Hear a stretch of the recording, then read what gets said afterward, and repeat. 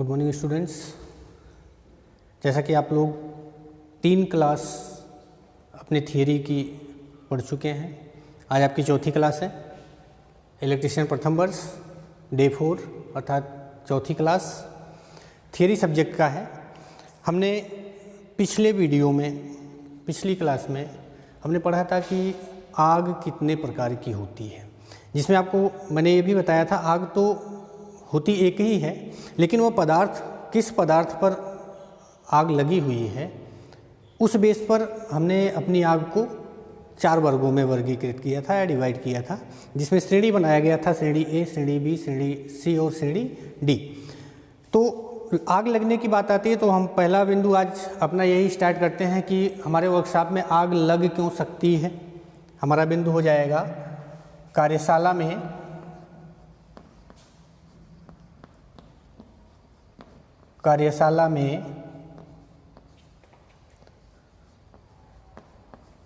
आग लगने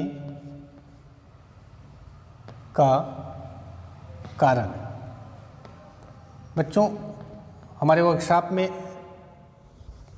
आग क्यों लग सकती है, किस कारण से आग लग सकती है, हमको यही पढ़ना है। देखिए, सबसे पहली चीज़, आग लगने के लिए या आग जलाने के लिए हमें ज्वलनशील पदार्थ की आवश्यकता होती है। दूसरी चीज़, उसके साथ में ज्वलनशील पदार्थ है तो हमें चिंगारी देने की आवश्यकता पड़ती है, आग तुरंत पकड़ लेती है अपने आप। तो यहाँ पे आग लगने का कारण हम देख रहे हैं। तो सबसे पहला बिंदु हमारे कार्यशाला में ये हो जाता है आग लगने का कि कार्यशाला में अधिक स्पार्किंग होना।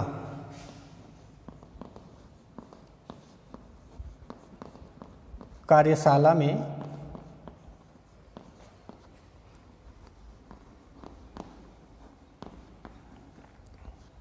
अधिक स्पार्किंग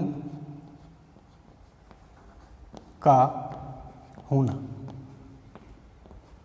बच्चों, आप देखते हैं कार्यशाला में कई प्रकार के ऐसे कार्य किए जाते हैं जिनमें स्पार्किंग होती है, चिंगारियाँ उत्पन्न होती हैं। जैसे आप देखिए, ग्राइंडिंग होता है तो भी स्पार्किंग होती है, या कहीं लूज कनेक्शन होता है, कनेक्शन हमारा ढीला है तो भी उस स्थान पर यदि धारा प्रवाह हो रहा है तो स्पार्किंग होने की संभावना अधिक रहती है।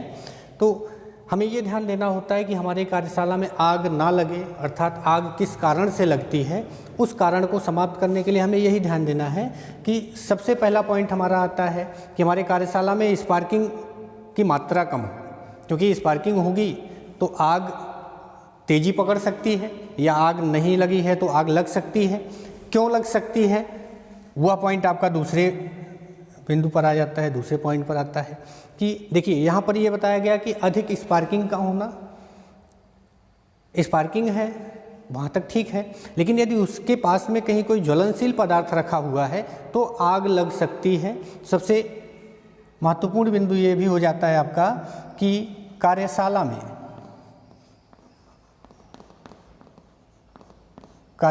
में ज्वलनशील पदार्थ की उपस्थिति होना।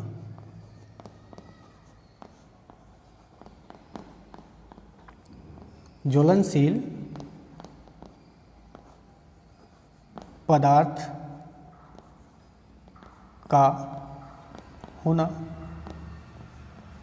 या ये भी हम बोल सकते हैं कि विस्फोटक पदार्थ का होना।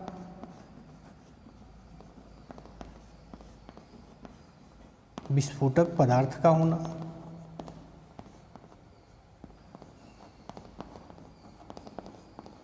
बच्चों, ये दोनों बातें निर्भर करती हैं कार्यशाला में आग लगने के ऊपर कि यदि ज्वलनशील पदार्थ है तो आग लग सकती है, या विस्फोटक पदार्थ रखा हुआ है तो भी आग लग सकती है।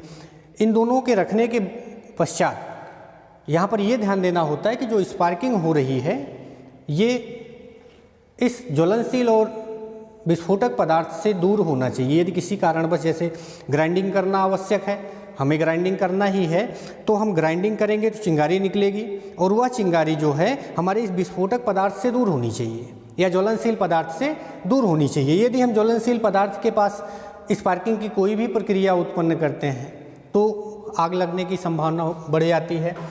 तीसरा पॉइंट आता है बच्चों, तीसरे पॉइंट पे हमें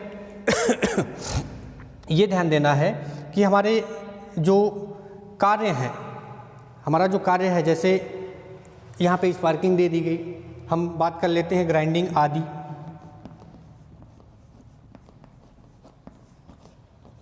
ग्राइंडिंग आदि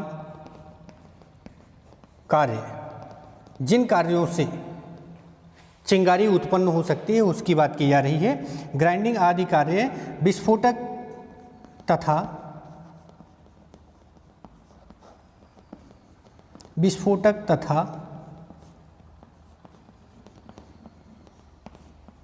ज्वलनशील, विस्फोटक तथा ज्वलनशील पदार्थ से दूर होना चाहिए।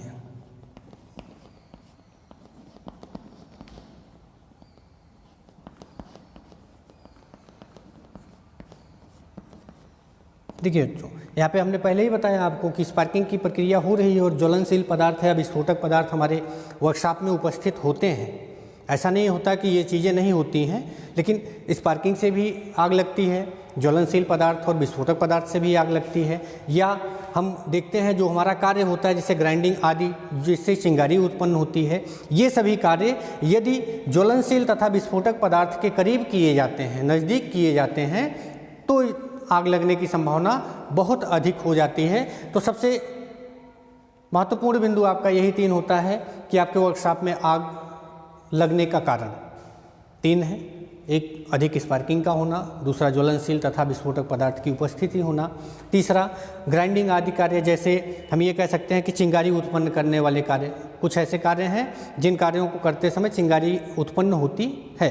तो ऐसे कार्य जो हैं ये हमारे विस्फोटक पदार्थ तथा ज्वलनशील पदार्थ से दूर होने चाहिए। अब इसके बाद बच्चों हमने पढ़ा था आग के प्रकार हम पढ़ चुके हैं। 4 श्रेणी में आग को वर्गीकृत किया गया था। देखते हैं यदि आग लगी है तो हमें उसे बुझाने की भी प्रक्रिया के बारे में जानकारी रखना आवश्यक है कि चारों प्रकार की जो आग है या 4 श्रेणी की जो आग लगी हुई है या आग होती है, इन सभी आग को बुझाने के लिए हम किन किन पदार्थों का उपयोग करते हैं जिनसे वह आग बुझ सकती है। तो सबसे पहले हम देखते हैं श्रेणी ए, श्रेणी ए की आग। हमने पढ़ा था कि 4 श्रेणी में वर्गीकृत किया गया है, ए, बी, सी तथा डी। 4 श्रेणी में से सबसे पहली श्रेणी आपकी ए आती है। इसमें आपको बताया गया था कि ये जैसे लकड़ी, कपड़ा, जूट तथा कागज आदि में लगी हुई आग जो होती है बच्चों, ये आपकी ए श्रेणी के अंतर्गत आती है। अब इन सभी में लगी हुई आग को बुझाने के लिए हम किस पदार्थ का उपयोग करते हैं, यही हमें समझना है कि इन 4 श्रेणियों में लगी हुई आग को बुझाने के लिए उपयोग किए जाने वाले पदार्थ का या बुझाने के लिए उपयोग किए जाने वाले पदार्थ का उपयोग कौन कौन सा है। तो सबसे पहले हमारा ए श्रेणी की आग आती है। इसको बुझाने के लिए हम बच्चों जल का उपयोग करते हैं।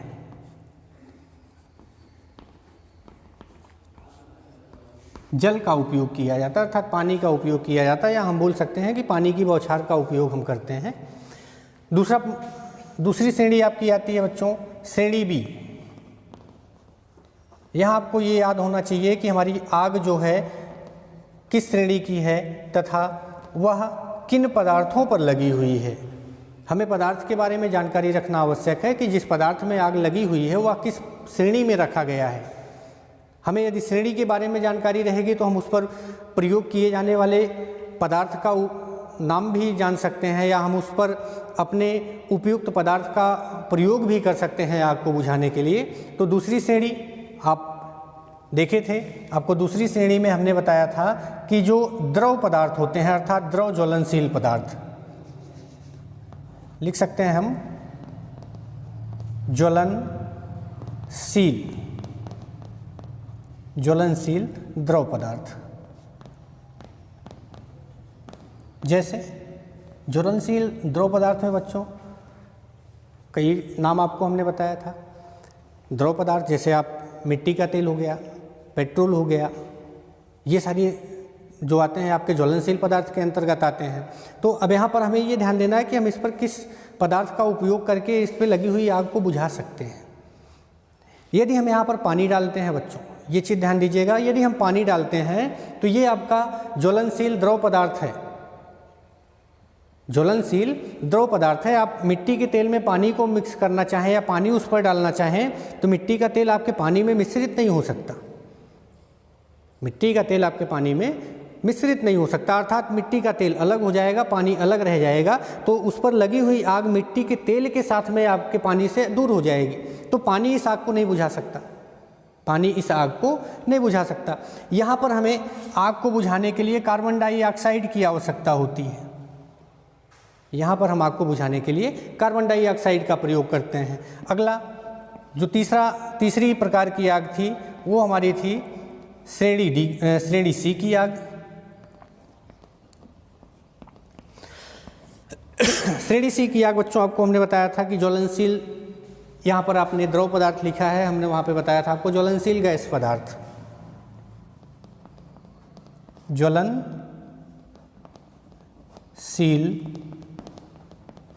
ज्वलनशील गैस पदार्थ।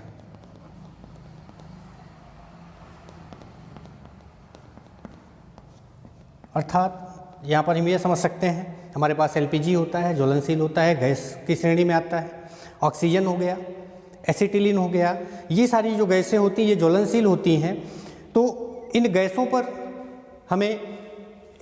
पर हमें किस पदार्थ का उपयोग करना है आग को बुझाने के लिए, ये ध्यान देना है। अब समझते हैं हम ऊपर से, जैसे हम लकड़ी, कपड़ा, जूट में शुष्क चूर्ण का उपयोग नहीं कर सकते, केवल पानी का उपयोग कर सकते हैं, तथा द्रव पदार्थ में हम ना तो शुष्क चूर्ण का उपयोग कर सकते हैं ना पानी का उपयोग कर सकते हैं, यहाँ पर हमें कार्बन डाइऑक्साइड की आवश्यकता होती है। उसी तरह ज्वलनशील गैस पदार्थ में हमें यहाँ पर हम यदि कार्बन डाइऑक्साइड को भी प्रयोग करते हैं तो आप जानते हैं कि गैस जो होती है यदि उस स्थान पर कोई दूसरी गैस का प्रवाह संपन्न किया जाए तो पहली गैस थोड़ा सा दूर हट जाती है, दूसरी गैस के लिए वो स्थान छोड़ देती है। तो यहाँ पर वही कंडीशन आ रही है कि यदि हम इस गैस पदार्थ में कार्बन डाइऑक्साइड का उपयोग करते हैं तो भी हम आग पर बहुत कम काबू पा सकते हैं। इसलिए यहाँ पर सबसे प्रयुक्त पदार्थ होता है हमारा शुष्क चूर्ण।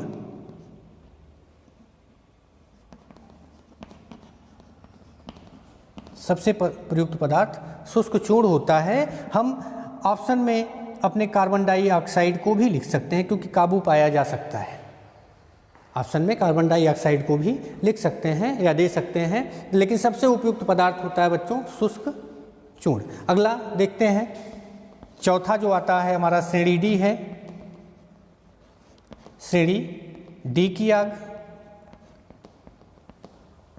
आपको बताए थे हम। श्रेणी डी की आग जो होती है यह विद्युत की श्रेणी में आती है, अर्थात विद्युत से लगी आग, से लगी आग, विद्युत से लगी हुई आग आपकी श्रेणी डी के अंतर्गत आती है बच्चों। यहाँ पर ध्यान दीजिए, विद्युत से लगी हुई आग को हम श्रेणी डी की आग में रख रहे हैं। और विद्युत से लगी आग पर आपको भी पता है कि ना तो हम पानी का उपयोग कर सकते हैं ना तो किसी द्रव पदार्थ का उपयोग कर सकते हैं। यहाँ पर हम उपयोग अगर कर सकते हैं तो केवल गैस का उपयोग कर सकते हैं या गैस पदार्थ का उपयोग कर सकते हैं। तो गैस पदार्थ में एक आता है आपका बच्चों CCl4। CCl4 इसको जो है CTC के नाम से जाना जाता है। CTC carbon tetra chloride, CTC का प्रयोग करते हैं तथा CO2 का भी प्रयोग किया जाता है, कार्बन डाइऑक्साइड का भी प्रयोग किया जाता है। बच्चों ये जो आपका CTC है CCl4, इसका उपयोग हम श्रेणी B की आग पर भी कर सकते हैं, श्रेणी C की आग पर भी कर सकते हैं तथा श्रेणी D के लिए सबसे उपयुक्त पदार्थ माना जाता है श्रेणी D की आग को बुझाने के लिए। बस केवल एक आग ऐसी होती है जो श्रेणी ए की आग है, इस पर हम केवल काबू पाने के लिए या इसे समाप्त करने के लिए हम केवल जल का उपयोग कर सकते हैं, वो भी बौछार के रूप में। तो ये आपके 4 प्रकार के अग्निशामक पदार्थ हो गए जो आपकी 4 श्रेणियों को 4 श्रेणी की आग को बुझाने के लिए उपयोग किया जाता है। अब यहीं पर बच्चों आपके इस चैप्टर का एंड होता है, यहीं पर आपका ये चैप्टर समाप्त होता है। तो हम कुछ आप लोगों के लिए प्रश्न भी तैयार करके लेके आए हैं, प्रश्नोत्तर हैं जो बहुविकल्पीय टाइप के हैं, थोड़ा सा उस पर भी नज़र दौड़ाते हैं हम लोग।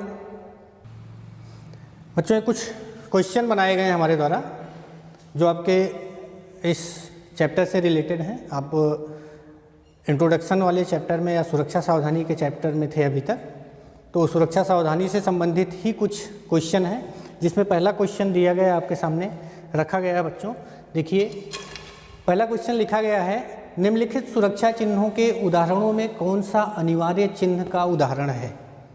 अनिवार्य चिन्ह का उदाहरण पूछ रहा है बच्चों। यहाँ पे हमें ध्यान ये देना है कि हम सुरक्षा चिन्हों के बारे में पीछे हटकर थोड़ा सा देखें।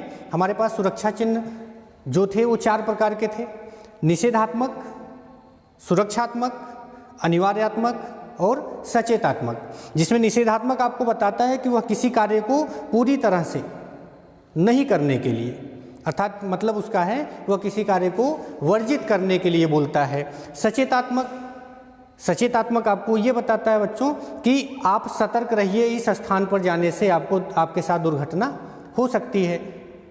अगला अनिवार्यात्मक, जिसको मैंडेटरी बोलते हैं। अनिवार्यात्मक जो पूछा गया है, आपका क्वेश्चन में पूछा गया कि अनिवार्य चिन्ह का उदाहरण है।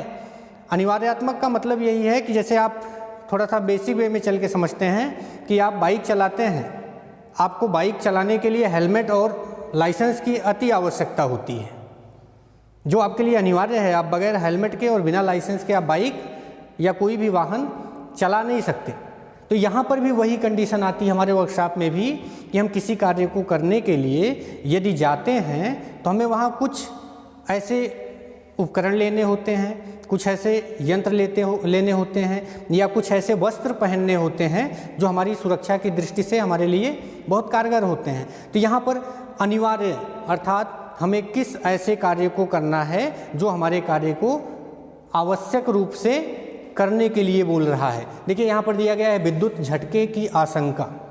विद्युत झटके की आशंका अर्थात यहाँ पे शंका जाहिर करने की बात कर रहा है, ये आपको सतर्क करने की बात कर रहा है। अर्थात हम ये बोल सकते हैं कि ये जो आपका ऑप्शन आता है यह सचेतात्मक चिन्ह के अंतर्गत आता है। आगे दिया गया है हेड प्रोटेक्शन।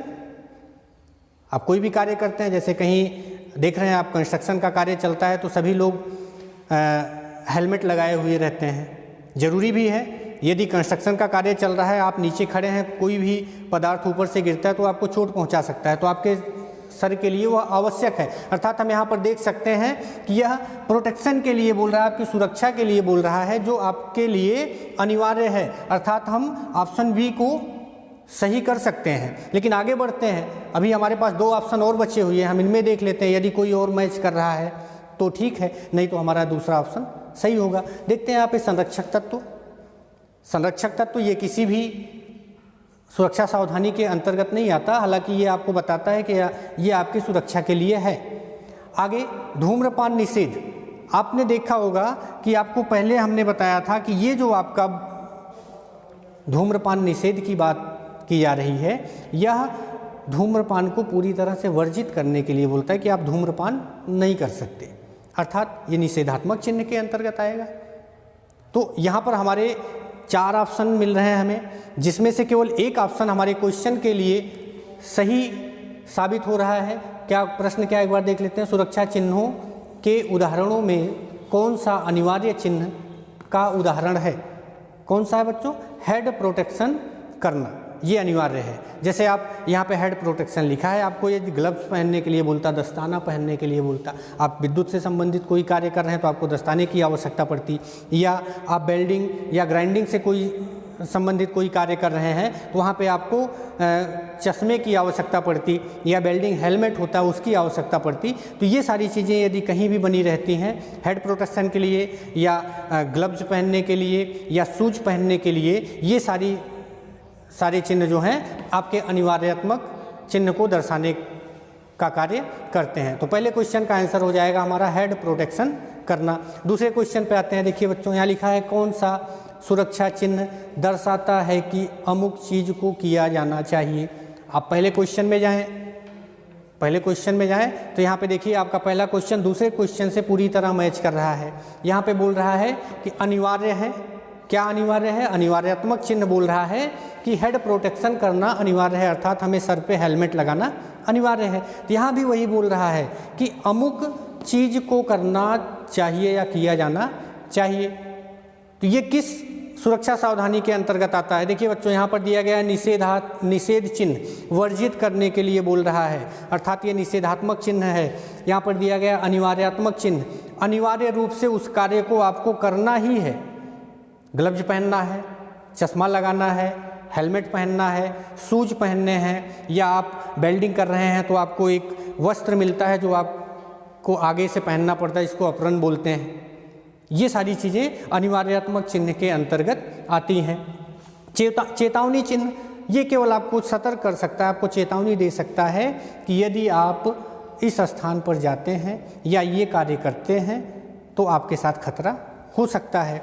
सूचनात्मक चिन्ह ये केवल सूचना देता है आपको कि आप जहाँ पर हैं वहाँ पेयजल की व्यवस्था है, आपको यदि प्यास लगी है तो आप पानी पी सकते हैं। क्वेश्चन क्या था बच्चों? कौन सा सुरक्षा चिन्ह दर्शाता है कि अमुक चीज़ को किया जाना चाहिए? अमुक चीज़ को किया जाना चाहिए, अर्थात हमें उस सुरक्षा चिन्ह को देखते हुए उस कार्य को हमें करना है। तो ऑप्शन क्या सही हो सकता है बच्चों? बी, अनिवार्यात्मक चिन्ह यदि है, जिस किसी भी चिन्ह को वो दर्शाता है, जिस किसी भी चित्र को दर्शाता है अपने डायग्राम पर, वह हमें करना आवश्यक है। अगला देखते हैं। तीसरा क्वेश्चन है, कार्यशाला में आग बुझाने के लिए किसकी व्यवस्था रखनी चाहिए? अभी आपने अग्निशामक यंत्र के बारे में पढ़ा। आपको आग बुझाने के लिए 4 प्रकार के अग्निशामक यंत्रों को हमने बताया, पानी का, गैस का, शुष्क चूर्ण का तथा CCl4 अर्थात कार्बन टेट्रा क्लोराइड का। तो हम देखते हैं यहाँ पे हमारा ऑप्शन क्या मैच कर रहा है आपके क्वेश्चन से। पहले दिया है अग्निशामक यंत्र। अग्निशामक यंत्र अर्थात आग बुझाने के लिए प्रयोग किया जाने वाला यंत्र, आग बुझाने के लिए प्रयोग किया जाता है। सही है, ये हमारे कार्यशाला में अर्थात हमारे वर्कशॉप में इसकी व्यवस्था होनी चाहिए। दूसरा ऑप्शन दे रहा है पानी से भरी बाल्टी। आपने देखा कि आपको बताया हमने ए श्रेणी की आग को बुझाने के लिए जल की बौछार या पानी की आवश्यकता होती है, तो आपके वर्कशॉप में पानी से भरी बाल्टी भी होनी चाहिए। ये भी ऑप्शन आपका सही हो रहा है। यदि हमारे 2 ऑप्शन सही हो रहे हैं बच्चों, तो हमें तीसरा और चौथा ऑप्शन पढ़ना भी अनिवार्य है। हो सकता है सभी ऑप्शन मैच कर जाए। देखते हैं, अगला है रेत से भरी बाल्टी। रेत से भरी बाल्टी के लिए हमने आपको बताया श्रेणी सी की आग जो होती है वह रेत से भरी बाल्टी या उस पर रेत से भरी बाल्टी का उपयोग किया जाता है, अर्थात शुष्क चूर्ण का उपयोग किया जाता है आग को बुझाने के लिए। आगे दे रहा है उपरोक्त सभी। बच्चों यहाँ पर हमारे 3 ऑप्शन मैच कर रहे हैं, इसलिए चौथा ऑप्शन आपका उपरोक्त सभी दिया है, तो हमारे तीसरे क्वेश्चन का आंसर उपरोक्त सभी हो जाएगा, क्योंकि ये तीनों आपके अग्निशामक यंत्र ही होते हैं। बोल रहा है कार्यशाला में आग बुझाने के लिए किसकी व्यवस्था रखनी चाहिए? इन सब की व्यवस्था हमारे वर्कशॉप में होनी चाहिए। आग को बुझाने के लिए इन सब की व्यवस्था होनी चाहिए बच्चों। अगला क्वेश्चन बच्चों, चौथा क्वेश्चन हमारा है, निम्न में से कौन सा कारण दुर्घटना का है? हमें यहाँ पे दुर्घटना के बिंदु पर जाकर देखना होगा कि किन किन कारणों से हमारे साथ दुर्घटना हो सकती है। तो यहाँ पर देखिए, सबसे पहले क्वेश्चन को एक बार फिर से पढ़ते हैं। निम्न में से कौन सा कारण दुर्घटना का है? आप देख रहे हैं 4 ऑप्शन आपको दिया गया है। एक दिया गया है सुरक्षित मशीन पर कार्य करना, दूसरा दिया गया है कार्य करते समय ध्यान देना, तीसरा दिया गया है कार्य करने में जल्दबाजी करना, चौथा दिया गया है सुरक्षा नियमों का पालन करना। हम देख लेते हैं बच्चों, दुर्घटना किन किन कारणों से होती है। सबसे पहला कारण कि मशीन हमारी यदि असुरक्षित है, हम उस पर कार्य करते हैं तो हमारे साथ दुर्घटना हो जाएगी। यदि हम कार्य करते समय ध्यान नहीं देते हैं या हमारा ध्यान कहीं और है और हम किसी कार्य को कर रहे हैं तो भी दुर्घटना होने की संभावना रहती है।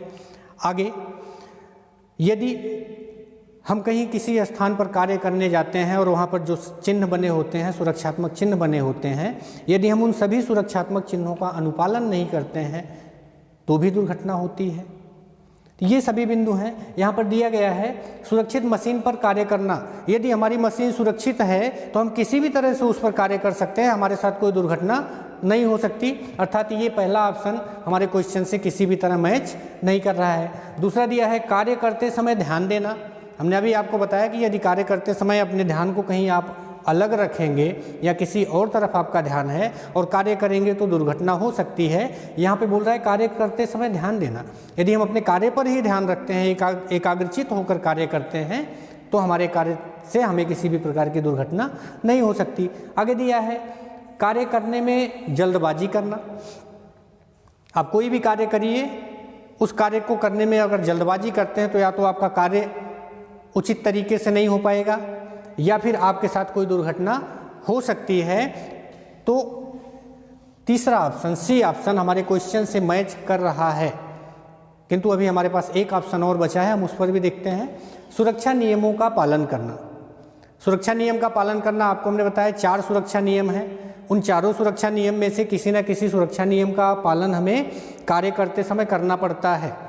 तो यदि हम सुरक्षा नियम का पालन करते हैं तो हमारे साथ दुर्घटना नहीं होगी। अर्थात हम ये बोल सकते हैं कि हमारा ये जो तीसरा ऑप्शन है, अर्थात सी ऑप्शन जो लिखा गया है, कार्य करने में जल्दबाजी करना, ये हमारे क्वेश्चन से पूरी तरह संबंधित है। यदि हम कार्य करने में जल्दबाजी करेंगे तो हमारे साथ दुर्घटना हो सकती है या कार्य करने में जल्दबाजी करना दुर्घटना का कारण बन सकता है। अगला क्वेश्चन, BIS। BIS का पूरा नाम है। 4 ऑप्शन दिए गए हैं जिसमें से एक ऑप्शन आपका दिया गया है सी वाला, ए तथा बी दोनों।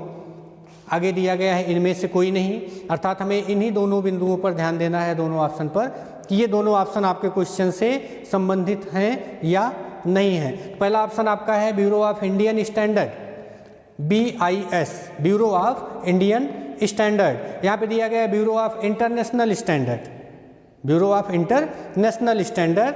तो यहाँ पर जो ब्यूरो ऑफ इंडियन स्टैंडर्ड दिया गया है, ये आपके BIS का फुल फॉर्म होता है, अर्थात BSI का पूरा नाम होता है। ठीक, आगे देखते हैं। एक क्वेश्चन और बच रहा है। अगला क्वेश्चन है सुरक्षा चिन्ह। सुरक्षा का निषेधात्मक चिन्ह किस रंग का होता है? सुरक्षा का निषेधात्मक चिन्ह किस रंग का होता है? सुरक्षा चिन्ह 4 होते हैं, जिसमें से एक के बारे में पूछ रहा है, निषेधात्मक चिन्ह। ये आपका निषेधात्मक चिन्ह पूछ रहा है। निषेधात्मक चिन्ह किस रंग का होता है? हमने आपको बताया था कि निषेधात्मक चिन्ह वृत्ताकार आकृति में होता है तथा उस पर जो चित्र बनाया जाता है जिसे वह वर्जित करने के लिए बोलता है, वो काले रंग से होता है। और बॉर्डर लाइन तथा क्रॉस पट्टी लाल रंग की होती है। ऑप्शन में देखते हैं कहीं मैच कर रहा है। यहाँ पे दे रहा है लाल रंग का क्रॉस, ठीक है, मैच कर रहा है। हमारी क्रॉस लाइन जो होती है, क्रॉस पट्टी जो होती है, वो रेड कलर की होती है, लाल कलर की होती है। आगे देखते हैं काले रंग का क्रॉस, ये नहीं मैच कर रहा है क्योंकि काले रंग का क्रॉस नहीं होता बच्चों। काले रंग से उस चिन्ह को बनाया जाता है जिसे वर्जित करने के लिए बोलता है। तो जो चिन्ह हमारे वृत्ताकार आकृति पर या वृत्ताकार आकृति के धरातल पर बनाया जाएगा वह काले रंग का होगा। अर्थात ये कोई ऑप्शन आपका मैच नहीं कर रहा है। आगे देखते हैं नीले रंग का क्रॉस। नीले रंग का क्रॉस किसी भी सुरक्षा चिन्ह में नहीं होता, बल्कि नीले रंग का धरातल प्रयोग किया जाता है। नीले रंग का धरातल प्रयोग किया जाता है किस सुरक्षात्मक चिन्ह में? सचेतात्मक चिन्ह में जो धरातल होता है बच्चों, वो नीले रंग का प्रयोग किया जाता है। तो इसलिए हमारा ये भी गलत हो जाएगा। आगे दे रहा है उपरोक्त में से कोई नहीं, अर्थात हमारा क्वेश्चन जो है उसका आंसर लाल रंग का क्रॉस, ये सही होगा और ये भी गलत हो जाएगा। हमारे 4 ऑप्शन में से पहला ऑप्शन हमारा हमारे क्वेश्चन से मिलता जुलता है, यह हमारे क्वेश्चन का आंसर बन रहा है। एक बार क्वेश्चन देख लेते हैं। सुरक्षा का निषेधात्मक चिन्ह किस रंग का होता है? निषेधात्मक चिन्ह किस रंग का होता है? आपके ऑप्शन में कोई ज़रूरी नहीं है कि क्रॉस के बारे में ही पूछे, यहाँ पे बॉर्डर लाइन भी पूछ सकता है, यहाँ आपके निषेधात्मक चिन्ह की आकृति पूछ सकता है, या निषेधात्मक चिन्ह में बनाए गए चिन्ह जो हमें वर्जित करने के लिए बताते हैं कि ये कार्य हमको नहीं करना है, उसके रंग को पूछ सकता है कि वह किस रंग से बनता है। तो यहाँ पर एक चीज़ पूछी गई है क्रॉस के बारे में कि यह किस क्रॉस के बारे में दिया गया है कि ये केवल लाल रंग का होता है, अर्थात ये हमारे क्वेश्चन का आंसर हो जाएगा, उत्तर हो जाएगा। बच्चों, ये आपके पहले चैप्टर से कुछ क्वेश्चन बने हुए थे जो हमने आपको बताया है। आप क्वेश्चन को भी ध्यान से पढ़िएगा और एक बार पुनः अपने चैप्टर को जो है पढ़िएगा, देखिएगा। यदि कहीं किसी प्रकार की समस्या आती है या कोई बिंदु आपको समझ में नहीं आता है तो आप हमारे पर्सनल नंबर पर या किसी भी माध्यम से हमसे समझ सकते हैं या फिर से पुनः पूछ सकते हैं। चलते चलते हम आपको एक बात और बताते चलें कि आप जिस माध्यम से अपनी पढ़ाई को पूरी कर रहे हैं, हो सकता है वह माध्यम आपके किसी सहायक या किसी सहपाठी के पास ना हो, तो आप इस वीडियो को या इस लेक्चर को उस सहपाठी तक या अपने साथ पढ़ने वाले व्यक्ति तक शेयर करके पहुंचा सकते हैं, जिससे वह अपने पठन पाठन की प्रक्रिया को पूर्ण कर सके।